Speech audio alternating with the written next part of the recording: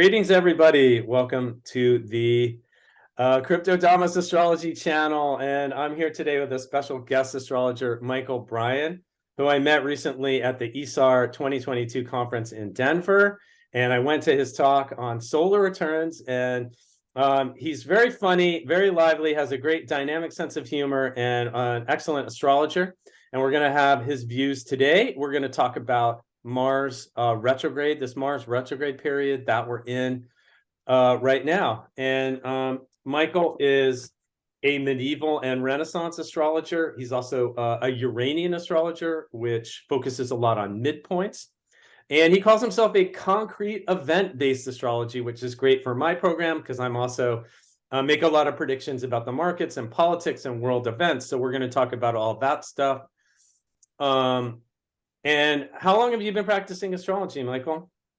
That's a really great question. I mean, first of all, thank you for having me here. I'm super happy to see you again, and I was super stoked when you reached out to me to be here and be a part of this. And so I've been, there was a point in my life where I said that I was practicing astrology for over 15 years. And then I think I realized probably 2 years ago that it was then over 17 years. So Wow. I'm sticking it there that it's plus 17 Okay. years, give or take a few. And I've been around astrology for a long time. I mean, my entry point into astrology was through a lot of the Western mysticism, and that includes a lot of astrology and tarot and numerology. So I've been within the community of practices that uses astrology as its language for a very long time, since I was a kid. But as a practicing astrologer, I've really been giving readings to people since I was about 16 years old. I would say I've been in professional practice, having a consultative practice since I was about 16 years old. Wow, that's interesting. That's young to get started with consulting. Mm-hmm. And can you just tell? Sorry, go on. Oh, can you just tell us a little bit about what, obviously, I'm kind of a more modern astrologer. When I came up 25 years ago, it was all about evolutionary astrology and Jungian archetypal astrology. I didn't know anything about traditional Hellenistic techniques. That's all the rage now. All the kids are doing Hellenistic astrology. I'm learning more about that. You're not doing Hellenistic astrology. So this is a little refreshing to meet someone who's not doing Hellenistic astrology. You're doing medieval Renaissance astrology. Can you tell us just a little bit about that? Yeah, and I think this is a super important point, that there are other forms of traditional astrology that aren't just Hellenistic astrology, because you're right, all the kids are doing Hellenistic astrology. It's really a thing. And I mean, I don't know. I think it's become a bit of a fad, and I've always kind of been counter fad. So, and at the same time, acknowledging that when we talk about traditional astrology, a lot of traditional astrology tends to be homogenous. So it tends to follow the same thread. And in saying that I practice medieval/Renaissance astrology, a lot of that is Hellenistic. A lot of that does draw back on authorship from those times, whether it's Dorotheus of Sidon or Claudius Ptolemy or Manilius or Firmicus Maternus or anyone, all of these Hellenistic authors. But I've been very adamant about not being labeled a Hellenistic astrologer, even though I know the content. So as far as my own practice is concerned, I really find my sweet spot in the medieval period as well as in the Renaissance, because I think that that period of astrological practice really codified what I consider concrete traditional astrology within those two periods in a really rich and textured sort of way. And at the same time, that's still not the only thing that I do. So at my school, Oraculos, I teach astrology, and I really root it in the medieval/Renaissance period. But I also use that as a basis to introduce my students to things like midpoints, which really isn't coming from that moment in astrological history at all. So I introduce midpoints, I introduce declination, parallels, contraparallels, octile aspects. But I think I think that the framework of medieval / Renaissance astrology is a really important one so that my students really have something solid to ground themselves in from a traditional perspective, because really all traditional astrology was concrete event-based astrology, and that is really what I care about the most, concrete events. Yeah. Who's the most important astrologer from the medieval Renaissance period that you the big influence on you? I'm a Hebrew calligrapher as well, Hmm? and so I spend a lot of my Oh. life in I spend a lot of my life studying Judaism and within Oh. very Jewish circles. And so one of the things that I study and one of the things that I study what's called stam, which is the particular type of script that you use to write the Torah scroll or Mm-hmm. mezuzah or a Mm-hmm. Megillah, and so those are Mm. specifically Jewish writings. And so I'm giving that context because one of the most Mm. important traditional astrologers from the medieval period is Abraham ibn Ezra, Oh yeah. Uh-huh. who The was a Spanish Jew. yeah, Spanish astrologer, right? Exactly, but Yeah. he was also a Right. Jewish astrologer, and Yeah, so cool, a lot of cool. his works really Mm. draws on that Jewish Mm. lineage, and that's really what I'm a part Oh, of. interesting. Well, I grew up Jewish, and I went like studied the Torah and all that stuff. I'm a Buddhist now, but my lineage, my ancestry is from that tradition. So that's always interesting.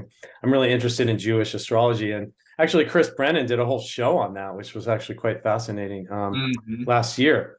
Hmm. Okay, so awesome. Let's get to the topic at hand today, which is of course Mars retrograde, and Michael does have a school of astrology. I'm sure he's going to tell us a little bit about that later. So Definitely. Mars, we're talking about Mars today. Mars went retrograde in the last week of October. I think it was October 30th, maybe right Yeah. around the last couple of days Mhm. of October. So first of all, we have to understand the symbolism of Mars. Of course, Mars is associated with the god of war in the traditional, mythology of astrology. And I'd say like Mars has, but also Mars kind of gets a bad rap, right? It's associated with war and conflict and fighting, but it's also associated with confidence, strength, physical stamina, the ability to assert yourself in the world, get your needs met, put yourself out there, go get your goals, go achieve your goals, right? Mhm. Mars is also about, I think, yeah, it's about formulating goals and strategies for attaining those goals. Now, of course, it is also, associated with conflict and war, coercion, battle, using force to attain one's goals. And it's also associated, in medical astrology with injuries and accidents and pathogenic processes and stuff like that, inflammatory pathogens. Um, so what happens, what the question is, what happens when Mars goes retrograde?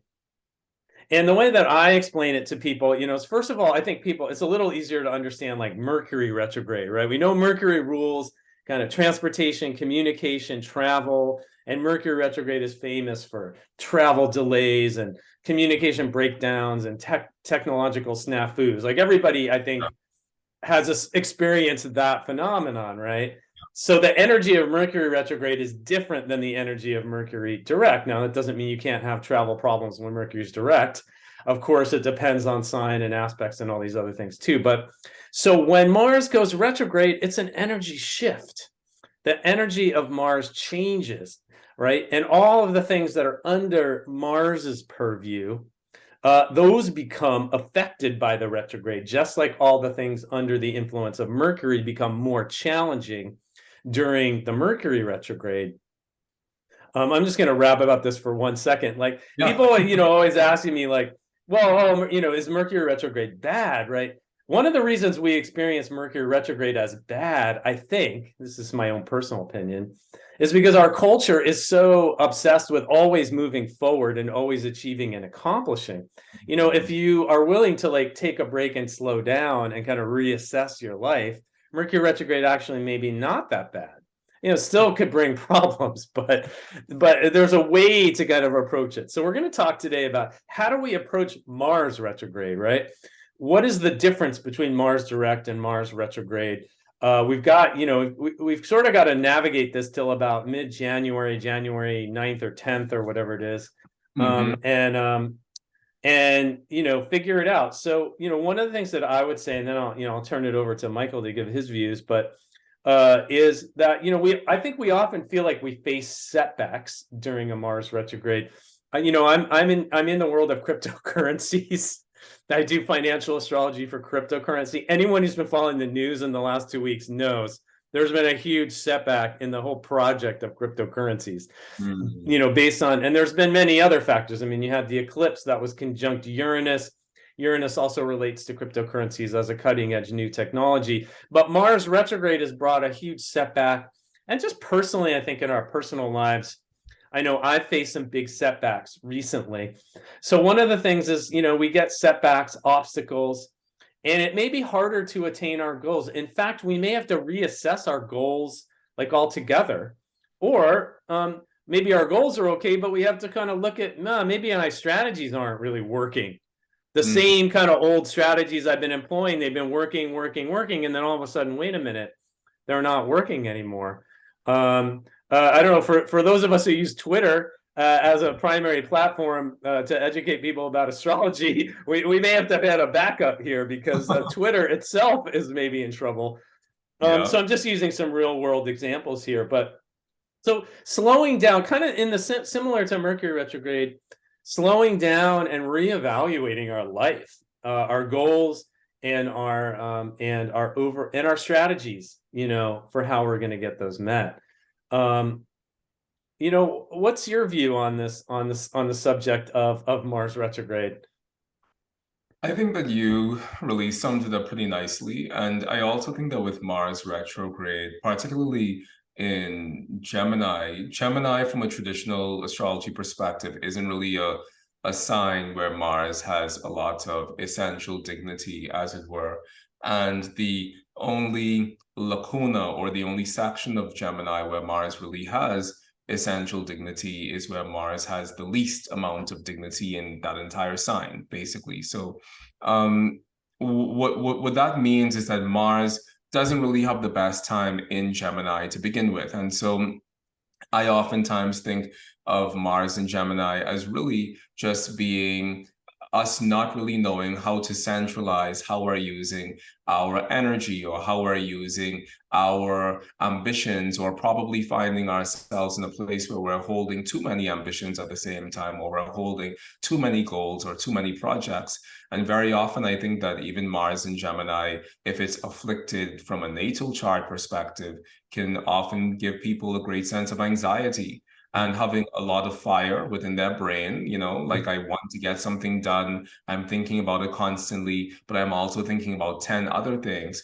And because that Mars in Gemini, that combination of Mercury and Mars, when we have Mars in that sign, causes people to spread their mental fires very thin, it can be a time where it doesn't really feel as if anything is really consolidating to begin with. Now, when we throw the retrograde piece on top of that, we have this sense of moving backwards, of, I'm trying to get something done, but I don't really feel as if I have the ability to pull all of my powers together in order to make that happen. And when we do have the ability to express that energy, it can come out in spurts, or it can come out in a way that's not really cultured, or a way we don't really, bring into the context of using that energy in a mature way. And so that's when the Mars energy can manifest as accidents or mistakes or slip-ups, or us not really making the best decisions, because we're trying so hard to figure out what to do with our energy in this period of Mars retrograde, that when we do actually have enough energy to do something, we might move too quickly, or we might move in a rash manner, and it just isn't a good period for doing things, So I like what you said earlier about slowing down and really reevaluating what we're doing and what we're trying to build. Yeah. I mean, one of the things just in general, as a kind of a general electional astrology component would be, I personally would shy away from like launching any big new projects during Mars retrograde. It might be a good time to lay the groundwork for the launch after, and this is going to be actually after Mars and Mercury both go direct in January. That would be where you want to launch that big project. Right now, I think is a good time to kind of research, kind of start getting all the details in place Mhm. before the launch. But definitely I wouldn't be, unlike former President Trump launching his presidential campaign during the Mars retrograde, I probably would not have picked Mhm. that time to do that. Mhm. There's that component there. In general, I think that, retrogrades kind of in general, especially the inner planet ones, and Mars is one of the more rare retrogrades because it only happens, I think, every 2 years, right? As opposed Mhm. to Mercury retrograde 3 times a year, Venus retrograde every, I don't know, 18 months or something like that. Right. But Mars is a little over every 2 years. Mhm. And it's kind of like a headwind. If you've ever cycled into a headwind, right, it's a lot harder work to move forward. Mhm. You have to work a lot harder, and it's just harder to make forward progress. It doesn't mean you can't make any progress. It just means you have to work harder. And yeah, like I was saying, it's a time to slow down and kind of reevaluate, because I think this is a theme I see with retrogrades a lot, is you may have unfinished business that Yeah. from the past that comes back up, that you realize, oh shit, I forgot to cross that T and dot that I, have to go Mhm. back and kind of rewrite that a bit, or just deal with unfinished whatever house it's in. Maybe it's relationship stuff, maybe it's business or career stuff, and you've got to go back over that, and complete the unfinished business before you can move forward again. Yeah. I mean, think also, again, coming back to Twitter, because Gemini rules communication and social media. I would say Gemini is probably, and maybe Aquarius are really the signs that I find. I mean, I guess maybe some people could say Virgo because of the Mercury rulership, but really Gemini and Aquarius are the kind of the social media technology. And, Musk is trying to launch, he's trying to take over and do this whole new thing, and it's Mhm. just not working. Uh, the advertisers pulled because of his free speech thing, and they were afraid they were going to see a lot of toxic hate speech. Whatever your opinion on that, that's what happened. And now the employees are leaving in droves. He gave them he's trying to implement a whole new approach, and it's just not working. And I think this is, again, whatever, it doesn't matter what you think of Musk or Twitter. It's just that it's really hard to implement a new project during a Mars retrograde period. Mhm. I mean, Mhm. how would you say is the difference between just Mars direct versus Mars retrograde? What is the difference of the energy? I think with Mars Direct, we have the ability to at least move ourselves in a clearer sense of direction, and we have the ability to know where we're going and to actually know what we're doing with Mm, our energy and with our drive, right. our passions. Whereas the Mars retrograde, it tends to be more scattered. And I think that Mars in general can be a very volatile and scattered planet. But when it's direct, it has, or rather, we have the ability to use that power with a greater sense of direction. Whereas when it's retrograde, that internal volatility of Mars becomes a little bit more evident. But Mm. also, if you're throwing fire in every direction, then you don't really have a torch. And so I think that what happens, and like you pointed out a while ago with the Musk and the Twitter takeover, there is this sense of him really throwing energy in many directions at the same time. And he's saying he's going to do this thing, and then Yeah. you're gonna pay for the blue for the blue verification, and you're gonna do this and you're gonna do that. And there's so many Right. things, there's so many tiny things burning at the same time that we really don't have a clear sense of what is the singular action or what is the Mm, singular initiative that he's really wanting to get out of all of this. And I guess on the one mm. hand, we can say that he's wanting to get a greater sense of clarity in terms of what's going on in the office, but it doesn't look like clarity from the outside. And I think that Yeah. that's a part of what the Mars retrograde can be like. Well, yeah, and you know what that made me think of, Michael, was that, first of all, like, okay, Elon Musk is he's already running like two of the biggest companies in the world, Tesla and SpaceX, right? Now, Mars retrograde, that's not typically, if you had a good astrologer advising you, would not be typically where they would say, oh, why don't you add a third project onto that? You know, so in terms of like spreading your resources out too thin, that is a kind of a classic Gemini theme. You know, now I didn't actually think about it until just now when we were talking, right? Like the Gemini is classically, you know, famous for being kind of the jack of all trades, but master of none, because they tend to spread their resources out and they have many different interests. They're super curious and they're interested in a lot of different things. And they're very, you know, they're very smart and they're very quick. So they pick up things really easily, but they don't necessarily go deep, and mastery can be elusive for Geminis.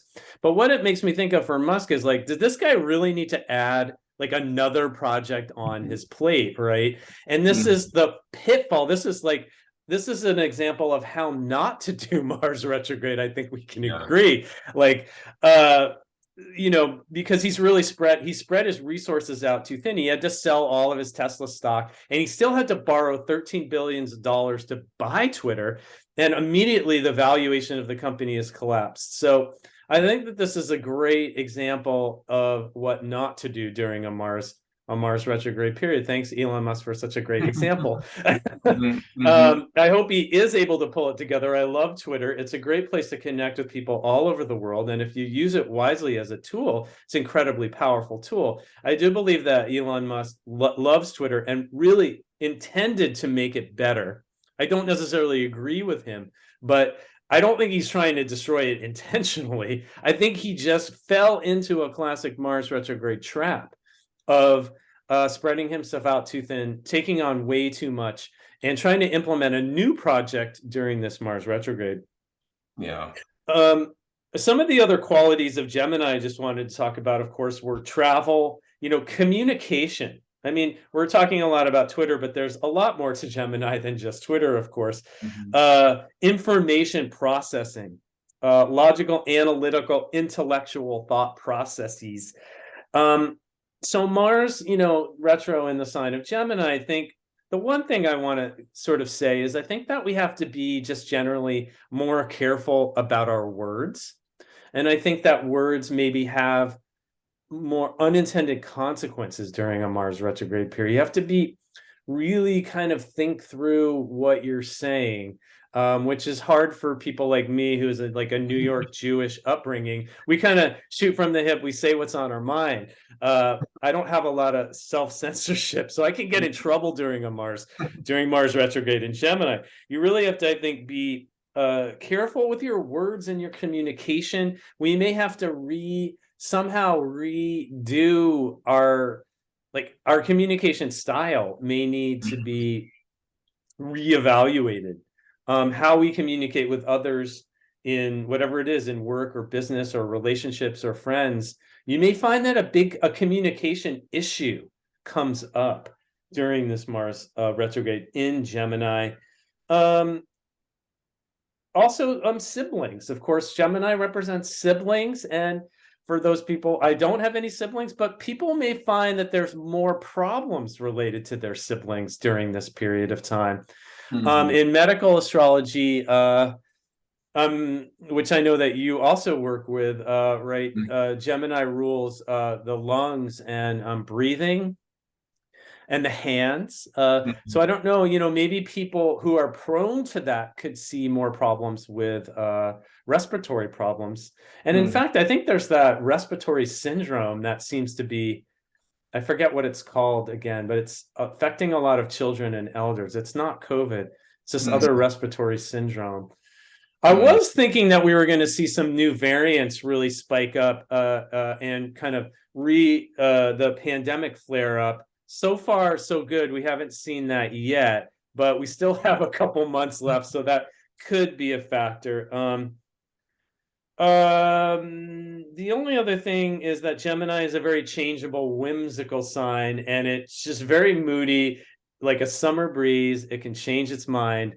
So we may see Mars in retrograde being very, maybe Elon Musk will sell Twitter and just be like, screw this whole thing. I don't know. But I mean, did you have any other ideas just on Gemini? What is really the deeper meaning of the Mars retrograde in the sign of Gemini? Well, I think that the Gemini piece of that is interesting because, like I said, Mars, for the most part, from a traditional perspective in Gemini, doesn't really have the greatest amount of power or strength in Gemini. And so we find that Mars tends to act out when he's in Gemini. So there, like you said earlier, there could be a sense of a greater argumentativeness between people, or just too much fire in words in general, or saying too things much fire in your words. and over committing yourself verbally to things, and then realizing that you don't actually have yes. the ability to keep Be careful of commitments, verbal commitments that you're making. Yeah, you may regret them. Definitely. And I mean, we have tomorrow on the 19th of November, we have the Mars squaring Neptune. And Mars square Neptune in Uranian astrology is, on the one hand, a combination of infection, and it's also a combination of weakening the vitality. That's one of the midpoints that we tend to look for in Uranian astrology, medical astrology, whether or not someone has a lot going on with their Mars Neptune midpoint. And so I'm just going to throw up some astrology software here so we can look at those aspects. So wait a minute, this is not up to the current. Here we go. So yeah, Mars at 22 Gemini today. What Michael's pointing out is the square to Neptune at 22 Pisces, and that will be exact tomorrow.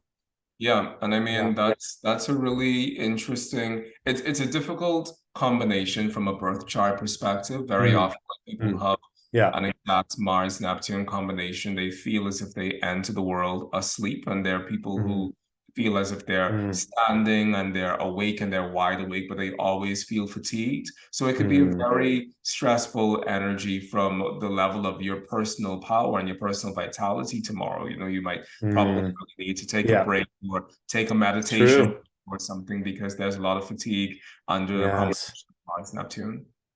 Yes, those are great points. It's a very low energy aspect, isn't it? It's interesting. I was actually feeling a little bit off today, myself.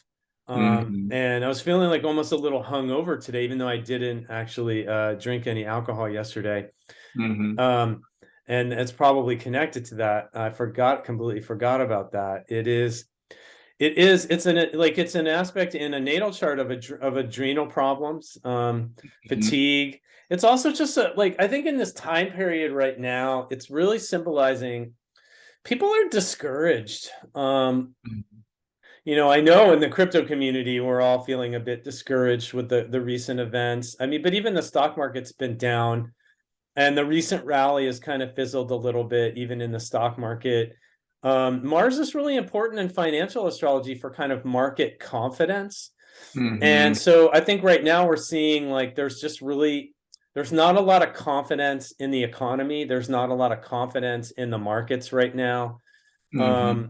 And also, I mean, I think there's definitely not a lot of confidence right now, let's say, in Elon Musk again, which is, of course, he's all over the headlines. So I'm kind of picking on him a little bit, but in general, in our own personal lives, we might feel a little discouraged. This is an aspect of feeling like disillusioned, discouraged, kind of maybe if your ideals came crashing down a bit and you're just feeling like a bit discouraged by having to face the reality of it.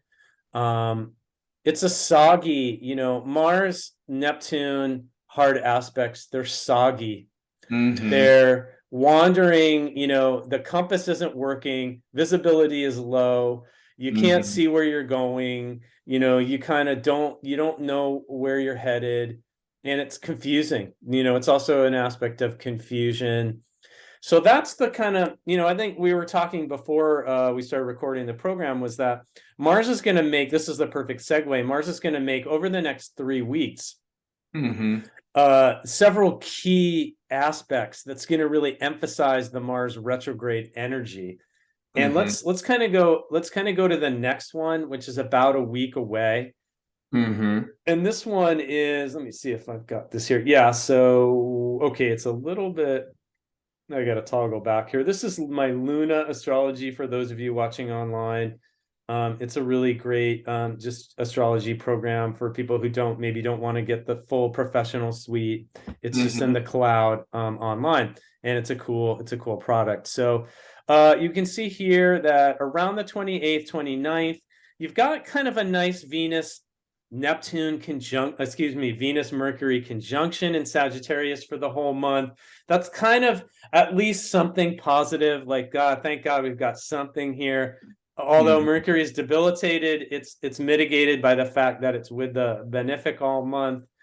And I think that's gonna be good for the next week or so. It's there's a little bit of sweetness there. I like that one. That might help with our communication, right? Because Gemini is ruled by Mercury. However, once we get up until about the 29th and 30th, Mars is going to basically oppose Venus and Mercury. I guess that goes all the way to the December 1st. Oh, no, I'm sorry. No, I'm a little off there. Wait a minute. Okay. So November 29th and 30th, Mars is going to oppose Venus and Mercury. There's a little bit of, I don't know if you call it mitigation, but from Saturn will be trying sextiling that. I mean, I don't know if that's really that great. It's still a malefic. It's better than a square, a T-square. Maybe there's some stability there. Maybe Saturn somehow plays a diplomatic role and eases the tension. But still, that Mars retrograde opposing Venus, opposing Mercury, it's like a thorn in your foot. It's like a bit ouch. Like it's a sharp. It has a sharp edge, and that's really where I think we have to be careful with our words. And certainly romantic relationships could, also be affected here just by the Mars opposition to Venus. This is where I think we're going to see this whole Twitter thing is going to, certainly this will be, the drama will continue. We'll see the next iteration of the drama here. I mean, Mercury, is the ruler of Gemini. It's opposing Mars in Gemini. So you got a lot going on there around communication. I hate to say these kind of predictions, but of course, there could be some kind of travel, problems. And, maybe there's some kind of travel, I wouldn't necessarily recommend traveling during that period. I don't want to say there's going to be a travel disaster, but we also can't rule it out. There could be some type of accident, terrible accident. God forbid, I hope that nobody gets hurt. But you're certainly looking at the astrology, it's worrisome.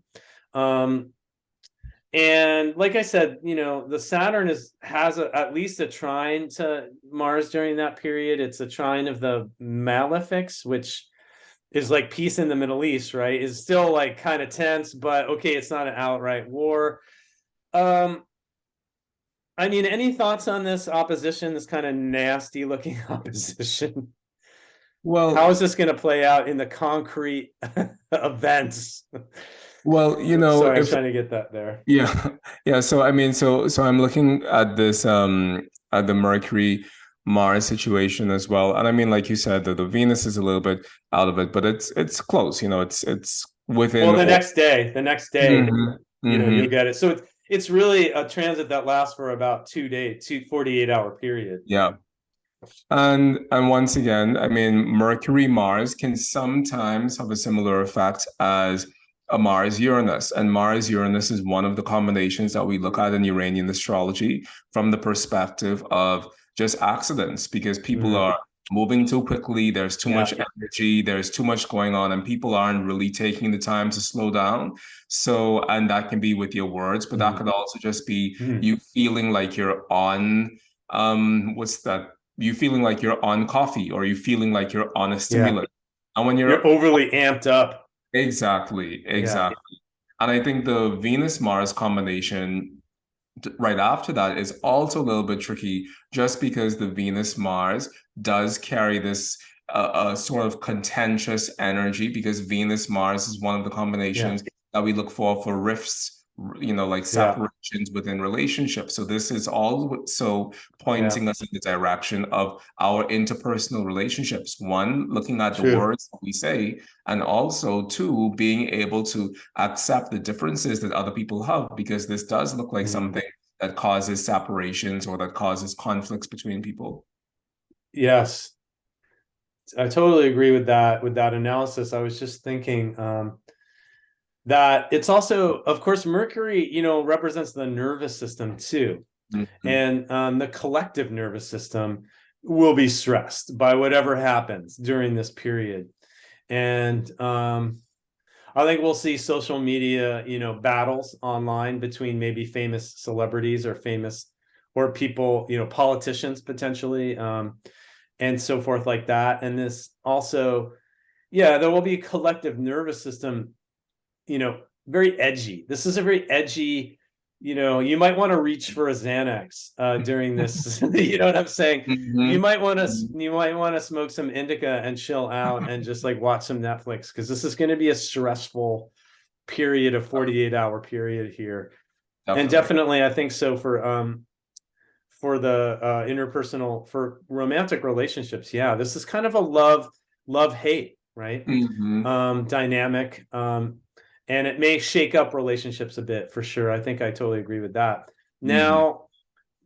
Now about a week later, and I just realized this today, when I was looking at the aspects, is this one was a bit, this is the next really big problem, I think, here with Mars retrograde, and that is going to be on the full moon on December 7th. Mhm. Yeah, right here. Okay. The full moon on December 7th is going to be basically in the partile conjunction to Mars. I'm Yeah. just going to toggle it down so it's exact, but that'll be around 16.6, 16.7. So what you've got here is a couple of things. I mean, first of all, you've got I think once every 2 year Mars Sun opposition. And then that just happened to end up being a full moon.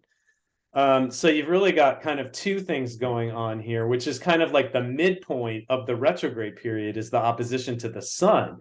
It Mhm. just so happened that you've got a giant exclamation point of a full moon that's kind of right on top of that, the midpoint of the Mars retrograde period. This one, I think this one is probably the worst aspect of the entire Mars retrograde period, because the moon, first of all, the moon and Mars just in general aren't very compatible energies. The moon is all Mhm. touchy-feely and likes to be emotional and caretaking and nurturing, and Mars is very aggressive.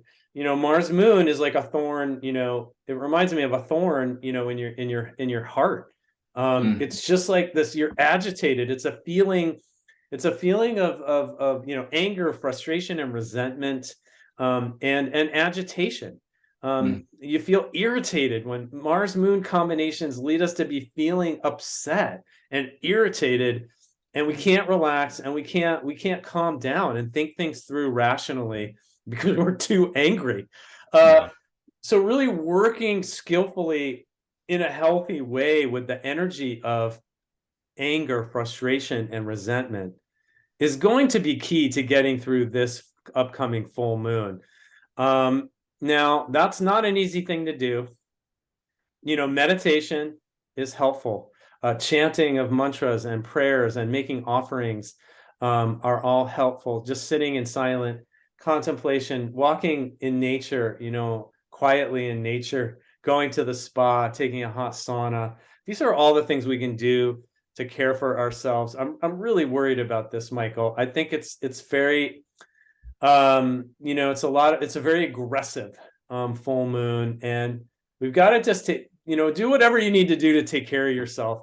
Something's going to be very upsetting, either collectively for the world or in our personal lives.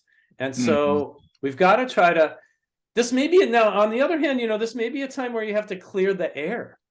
Sometimes, like if you've had tensions and issues that have been simmering below the surface, they're going to blow up now and come to the surface to be dealt with. That's not a bad thing. You don't want to like avoid conflict.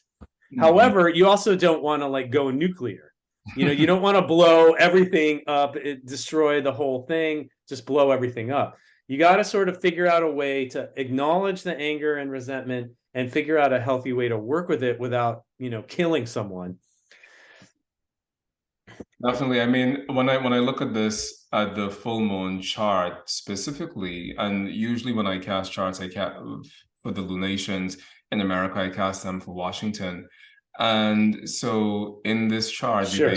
we basically have the full moon, and anything that's directly aspecting the full moon is going to be the thing that colors that 2 week period.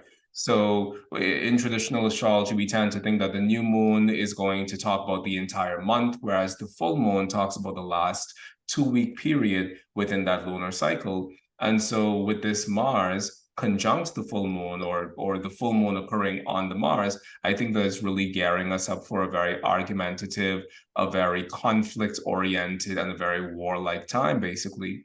One of the other things in this combination, and so I'm taking a look at my software on my side as well, Yeah. is that we also Yeah, and you can show us that if you want. Hang on a okay. second. Just give me 1 second here. We'll Okay. just give you that. I'm gonna just what I'm gonna do real quick is just make you the host. Okay, cool. And there you go. So now you should be able to share your screen. Then I'll hand that back over to you. And so one of the things I'm looking at, just from a traditional astrology perspective, is that this whole thing is happening in the 10th house for Washington during this period. And so that feels like something going on within the government, because the 10th house, from a predictive, mundane perspective, has to do with the government. And so we have the Mars with the full moon, which is talking about a 2 week period where there can be a lot of tension and adversity and conflict and a really warlike time within the leaders of this country, basically. And also that being something that reverberates around the world within that 2 week period. And the fact that it's picking up the square, or that it's in a square relationship with the Neptune, is saying that people are really angry, but they're doing things with that anger that they're not actually thinking through in the best of ways. And once again, this isn't just something we feel personally or individually. This is also something that we feel happening within global relationships between people as well, or between countries as well, where people are wanting to express that anger that they have towards each other, not knowing how to express that anger constructively, and making really big mistakes, as one would expect to happen under the Mars squaring the Neptune. And then the last thing here is that on the declination table, we see that we also have the Sun Pluto, and I know it's kind of small to see, but we have the Sun Pluto in a parallel relationship over there. And here we see it again here, that the Sun is at 22 degrees south declination, and Pluto is also 22 degrees south. And that Sun-Pluto combination, with all of this that we already have going on, is really like a pressure cooker. It's a really intense period of time. People are wanting to show each other who's the boss and really stand within their own authority in a way that might be brutal, in a way that might even be violent, and in a way that might be coercive and manipulative, with the Sun Pluto as a part of all of this. So as we go into this full moon period, I think we really should individually look at our own motives and what we're trying to get out of relationships, and whether we're really honoring the sovereignty of other people. But I also think that from a global perspective, this whole notion of people really honoring, and that of countries really honoring and acknowledging the sovereignty of other countries, is going to be a big thing that we see coming up as well. Yeah, so it's really a T-square, with Uranus, with Neptune.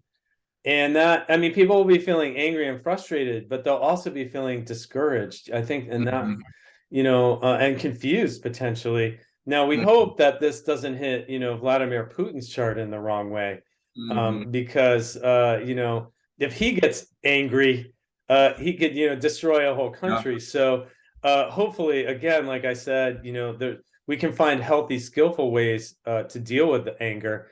And that's always a concern with the war in the Ukraine. How is it going to, or maybe it could be another hot spot in the world too. It's not like, that's not the only, problematic place.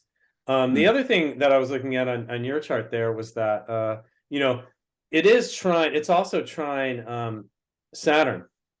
The full moon Mars is trine Saturn, and maybe that that brings a healthy boundary and gives like some type of healthy boundaries and some type of wisdom and maturity to the situation, so that the anger can be managed in a calibrated way rather than just an explosive destructive way. Saturn could maybe act as a stabilizing force within that alignment.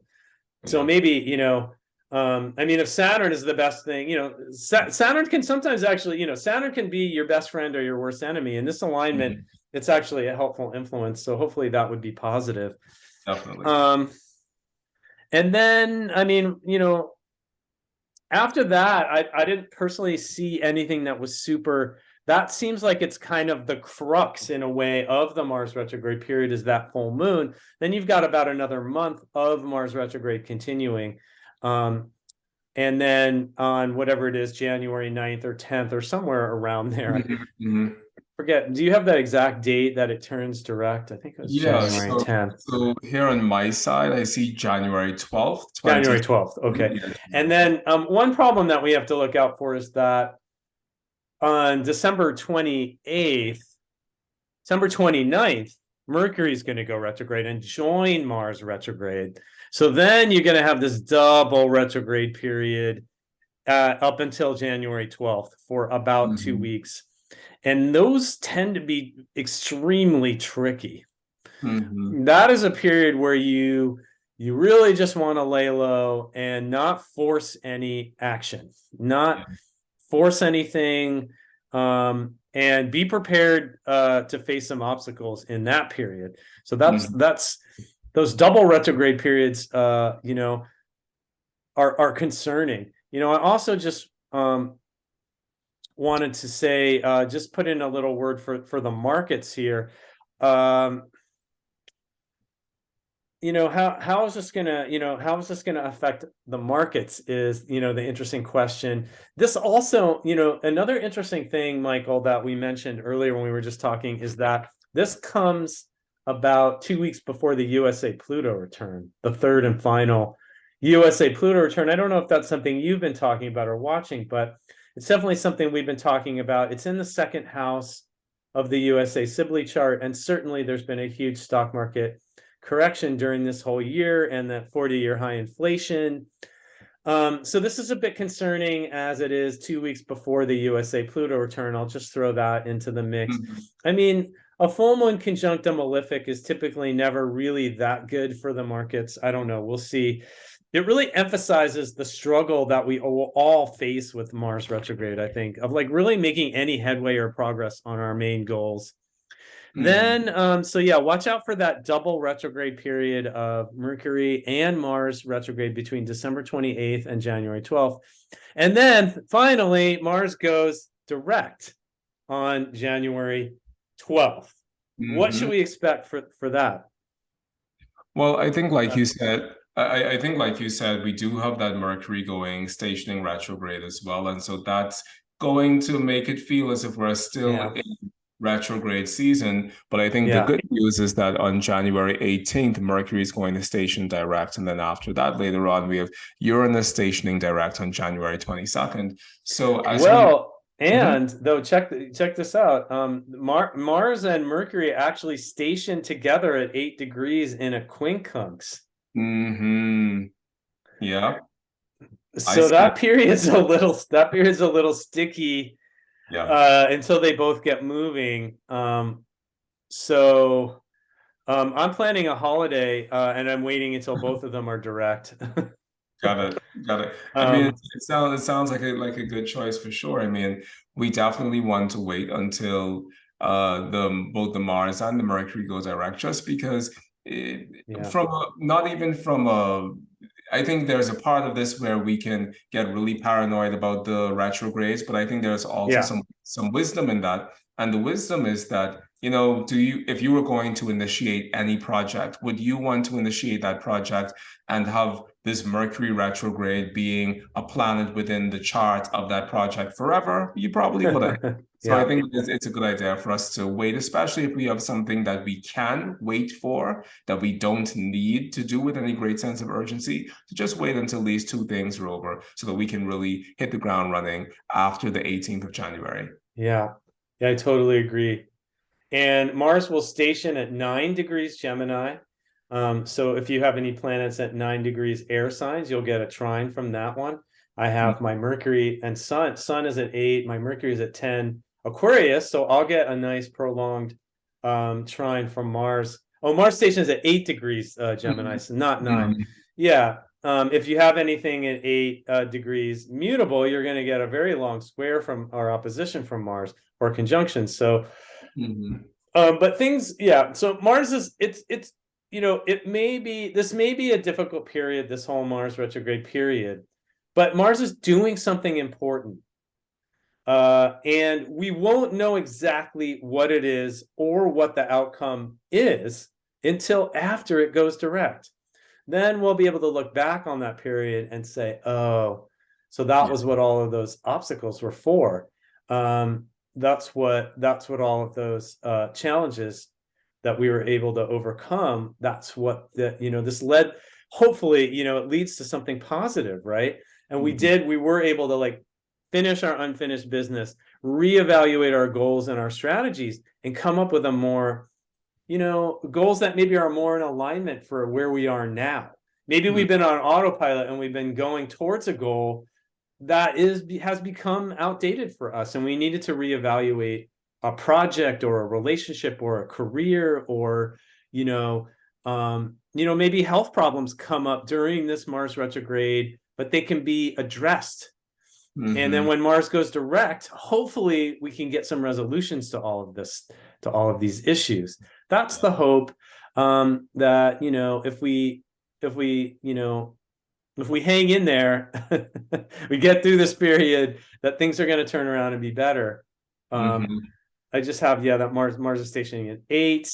And then, as you said, things should really start moving forward. Like Michael said, after the 18th. Now, that would be a time where you want to, I don't know if I would do it right on the 18th or the 19th, right? Maybe give it a few days for these planets to get moving. But that would be a time where you want to maybe take more bold, action. Maybe take a big leap of faith. Right now is not a time for taking bold, dramatic action and taking a lot of risk, I think. Mars retrograde is a time for like chill out, like lower risk profile, just be more cautious. And then, as you said, when these planets go direct, you can take more bold action, take more risk, launch those new projects. Hopefully I'm going to launch an astrology course at that time. And just in general, I think life will start kind of feeling like it's moving forward again. We won't have that headwind, that we're biking into, right? That's like, it's so hard to make any progress. Things are going to get easier next year. I think next year is going to be a better year. The eclipses are going to be off of Uranus. Thank God. I think that was really hard. Those eclipses right on Uranus every time was like so dramatic and difficult. I think that's going to be, it's a whole other subject getting into next year. But so did you have any closing thoughts or anything about all of this stuff?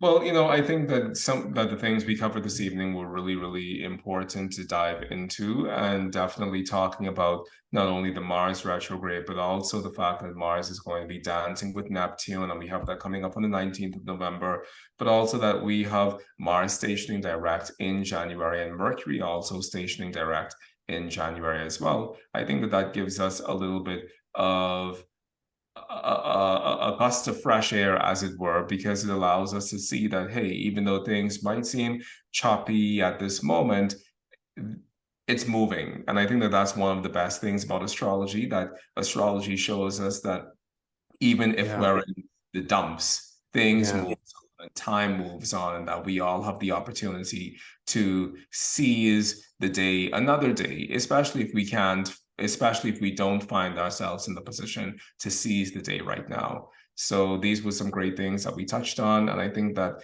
the thing that we could be looking out for on a more personal level is definitely the Mercury opposite Mars and then the Venus opposite Mars at the end of November, because that really causes us and forces us to be mindful of how we're conducting ourselves within our relationships, and really making sure that we hold space for the differences that makes the people who we love special and unique. Well, I hope that helps people to understand this Mars retrograde period, helps them to navigate it a little bit better. It could be a difficult period. You know, one of the things, like you said about astrology, is it gives us that bigger perspective on life. And sometimes you have to move backwards before you can move ahead. You know, this is just a true thing in life. We're not always moving forward. And the Mars retrograde period, and especially with the overlap of Mercury retrograde for those 2 weeks, that's a period where it's just like you may want to just hit the pause button. Yeah. You know, and we don't always, it's right after the holidays. We don't always have to be accomplishing something or moving forward or launching some big project. Like, it's really important actually sometimes to just kind of slow down and take a break and you know, just wait sometimes for, especially if you're doing electional astrology, wait for a more auspicious period. And this may be a great time to go inward. It may be a great time to go inside yourself and meditate, go on a retreat in a mountain cabin away from social media, get off the internet, and have some time for yourself too. Just hit the pause button on life, whatever that means, you know, and not always be feeling like we have to accomplish something. Of course, we have to go to work and, you know, take care of the kids. But if you feel, the point is, like, if you're feeling like you just have a big setback in your life, that may be exactly what you need right now. And that's a bitter pill to swallow, but it could also be like kind of liberating. Exactly. So, Michael, do you have any classes, workshops, courses, any big events coming up that people might want to check you out on? Well, two of the things that I have coming up are going to be, I'm speaking at NORWAC next year. I'm doing quite a few things at NORWAC, and a big piece of that is going to be a workshop on medical astrology, as well as a lecture on medical astrology. So there's a lot going on in that department. Next year, I'm also going to be publishing my first book, which is called Mastering Traditional Astrology, and that comes out in April 2023. So I'm really excited about that. Fantastic. Thank you so much. Congratulations. Thank you. It's definitely been an uphill battle with that one, but I'm really excited about the final result.